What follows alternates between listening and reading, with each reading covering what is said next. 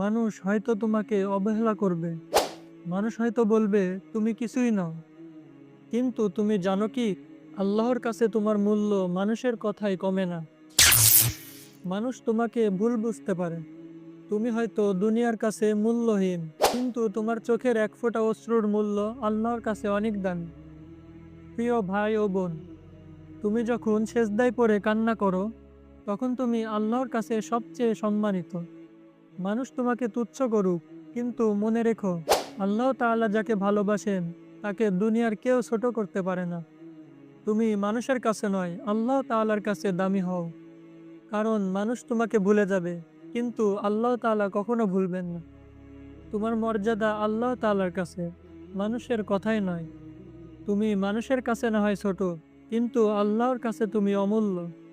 ভিডিওটি ভালো লাগলে অবশ্যই লাইক, কমেন্ট, শেয়ার করবেন। তো আজ এ পর্যন্তই, দেখা হচ্ছে নতুন কোনো ভিডিওতে। ততদিন সুস্থ থাকুন, ভালো থাকুন। আসসালামু আলাইকুম।